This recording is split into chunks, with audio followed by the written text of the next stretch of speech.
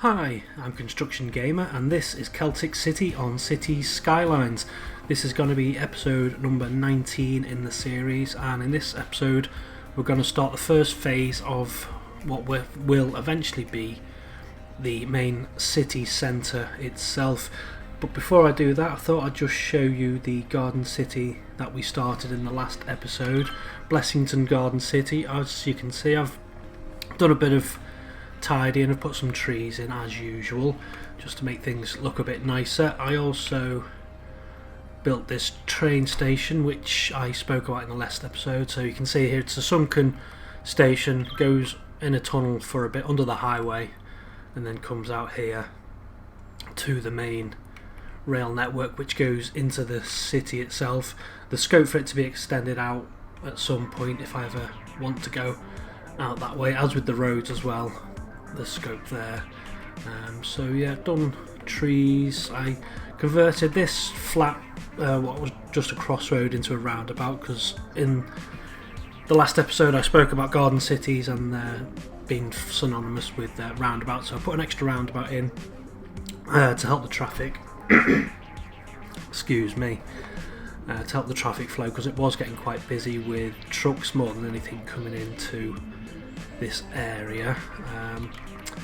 I've extended up here. That's just a little loop for the bus to turn round, and that will be extended up with further housing at a later point, but I think that's it. The only other thing that I did since the last episode was I've relocated the oil terminal train station. If you remember, it was a terminus which was around here somewhere, so trains just came in and out. So what I've done is I've used this 4-track station. It's yeah, I'm not going to try and pronounce that, but it's a mod that I've downloaded, and as usual it's in my assets list, which there's a link in the description below to that if you want to check that out. So what that has allowed me to do is change some of the rail lines that I had.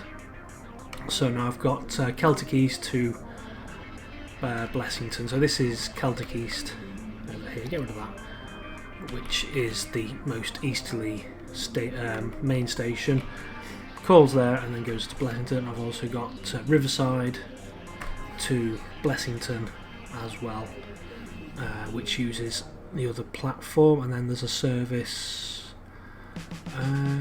Celtic City to Celtic Bay, which is the tourist area over here, which also calls at this station as well. So there's good interchange potential there for passengers to connect to different services. I think it's a lot more efficient than having the terminus station that I had before, because I just had a shuttle between Riverside excuse me, and the oil refinery. I've also put a passing loop in for the external train, tourist trains as well, just because they were getting a bit held up.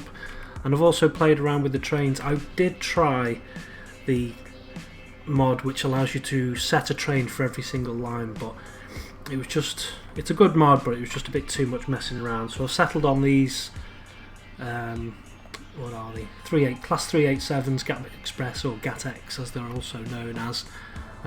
Usually they connect to Gatwick Airport, so they're an airport express service, but I just like the livery on these, the red colour, so I'm just going to stick with them for all of the trains. Also, if we go to try and find a post office, I didn't realise there was a new version of the advanced vehicle options excuse me again. There's advanced vehicle options 2, which I've only just realised you needed in order to select the industry's vehicles, so these like delivery wagons to the industry themselves, and you can also use post vans. So I've got a little Royal Mail van. Let's go to first person mode. Little Royal Mail van there, and there should be a truck. Usually there's one nearby, but there isn't. I've also got a Royal Mail post truck as well, so that's quite nice, fitting with the UK sort of theme that I'm going with, even though it's not really specific to a certain area, but it's got a British feel about it. So I think that is where we're up to at the minute. I could extend Lexington Garden City to get the population up, but I'm just thinking for the next tile we need 55,000. I think to do that I'm going to have to start putting in some high density residential, which is going to go mostly in the city centre, and I think, looking at the lie of the land, I'm going to come up this area first. So this is going to be the first phase of the city centre. I'm thinking, just trying to plan it out, I do want a really big city centre, so I think I'm going to come out here as well, so it's going to straddle both sides of this mountain. I'm going to come out onto this flat build plain over there, and I think I might go up here a tad as well maybe, but we'll just have to see what the terrain lets me do. So that's what we're doing in this episode today. We're finally getting rid of this area here, which was just the first city that I started to start unlocking things, and this is all going to go and be replaced with the actual main city centre as it will be. So I'm going to get on with the building now and get this city centre started. Okie dokie, the first thing we need to do is destroy all of this old first build that we did just to get the city up and running. For some reason, even if I press play, the buildings that I've just demolished the roads of wouldn't actually disappear. I'm not sure why that is, but it's not a huge problem. It's not a massive area to demolish, just have to go in and do it manually. It's not too bad actually. It's quite, I do like the demolition tool, I guess, with cities, because when you click and hold, it'll only destroy the actual building or feature, so it'll only destroy roads if you click on a road first. So that's quite clever, makes things a lot easier. Next thing I need to do is just slightly smooth out some of the area. I haven't got a particular plan for this city centre, but I'm just going to let the terrain sort of dictate the shape of this first bit of the city. It's quite tricky, some of it. It is very hilly, but it's not completely impossible to work with. So it's not a huge struggle, and it will, when the city's finished, it does actually help make it look, I wouldn't say realistic, but it just helps it make it look a bit more interesting than just usual building on a flat plane, big city centre with loads of grids everywhere. I mean, I do use the grid pattern on this just to maximise the building, but as you can see there, coming in with a two lane roads coming in together on an angle, just creates a bit of an interesting shape. And you can see there on the left, just using the key just to add a bit of realism. So you've got the city centre there, and you've got quite a steep cliff, which you would put something like that, I guess, if you were in building a city centre in difficult terrain. Just before I start zoning any zones, I thought I'd create a theme to go with this city. I'm not going to show you the whole of the setting up of the theme. It is just me looking through buildings, but I wanted a very particular look of quite a modern city centre, so I'm just picking out any of the high rises. So the residential is all going to be high density high rises and high density buildings basically. The commercial, I'm going for some low density commercial, which was quite handy actually, because some of the 2x2 slots wouldn't spawn any high density residential, so I mustn't have selected enough 2x2 buildings. So what I did was any 2x2 slots I just replaced with commercial, low density commercial buildings, which didn't look too bad in the end. So going with a mixture of high density and low density commercial, and then just high density residential in this particular city centre area anyway. So just going through the buildings, just particularly looking for the ones I like the look of, basically, for this city centre theme, which I'm calling Celtic City Central. So now I've got the basic road layout mapped out, and I've got a theme for the buildings that I want to spawn. Just upgrading some of the roads to their final road type.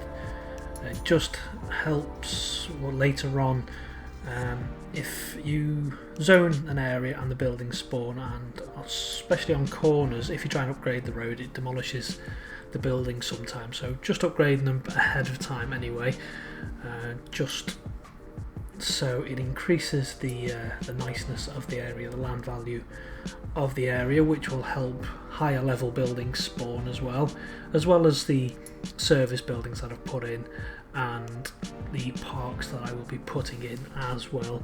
All just help increase the land value and the happiness, and hopefully the higher level buildings will spawn, which obviously look a bit nicer than the lower level buildings, of which I didn't select that many of. I did try and select a wide range of buildings actually, because if you do limit yourself, the city does start looking a bit samey, especially any areas where you do have a theme.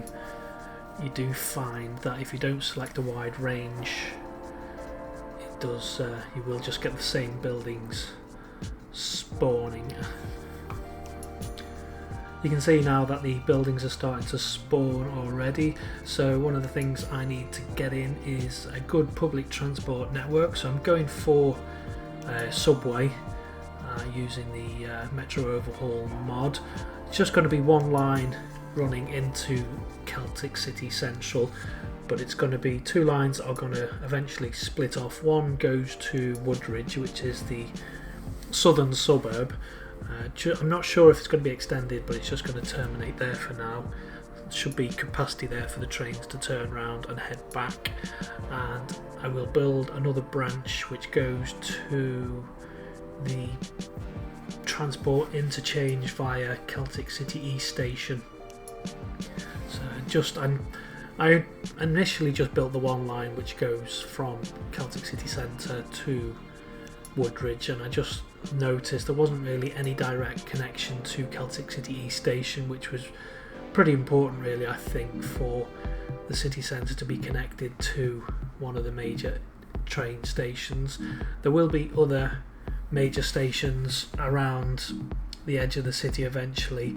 There'll probably be a Celtic City North and West when I get around to building that, and they will be connected via metro, underground metro at some point. I'm not sure if I will just use all the same line or if I'll build extra lines which go like under and over each other, which you can do using Metro Overhaul mod and obviously just the standard tools that you get in game anyway. So public transport for this is key, because I am using the population rebalancer mod, which rebalances where people live, so you get less people living in low density properties, but you get a lot more people living in high density properties. So probably getting public transport in place is pretty important to get those sims moving, unless you want them all to drive.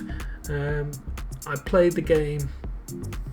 through the game just a little bit after I'd finished recording this, and traffic doesn't seem to be a major issue, so I'm pretty pleased with that anyway, because you don't want too much traffic in your city. The other thing I wanted to do was make this city centre a nice place to live, so just gonna build a little park. It's not, in terms of parks, it's not particularly big, but it's just nice little space there that I noticed, rather than just trying to put in some more commercial or residential or anything in that space. Just a nice little space for a smallish park with a bit of detailing, just trees, and I think an ice cream van and some in the end I could only fit in a chessboard or chess playing area and some toilet facilities, and that's all that'd really fit in that space without without moving things around. And I think it's just enough for that little area anyway, and it just helps increase the value again of that particular area, because I do want this to be a nice place to live. I want the property values and the land values to be high, like I said, to get those higher level 4 and level 5 buildings to spawn. As well as parks, I'll be doing a bit of detailing as well to make the city centre look nice. Any areas where I think there's a bit too much concrete on display, I'll be coming in with a bit of detail, such as the paving decals. In this instance, I put in I think it's a vegetable stall or some fruit and veg stall just on the corner of this street, with a bit of using the zoo decal, just to make it look a bit nicer, just to break up that concrete. I think I haven't done any yet, but I will be doing a bit more detailing just on any street corners, just to break up the grey monotony, and I'll just be doing that as I go along. The last thing before I wrap up the video, just a bus route just gets added in, just like I said, to make sure there's a good public transport on offer to get the Sims around. Just goes from Celtic City Centre to Eco Valley, which is the eco park we built a few episodes back. I think it's a good route, and it links up with the express bus service as well, which goes from Eco Valley to the transport interchange on the east of town. So make sure everyone's covered, and make sure that the transport hierarchy is such that Sims can get from where they are to where they want to go without having to drive, basically. So coming towards the end of the build now, I will transfer over to the cinematics which I've recorded, and say if you've enjoyed this episode, please do hit the like button. Any suggestions, do put them in the comments below. Other than that, I think I'll leave it there, and I'll say until next time, bye bye.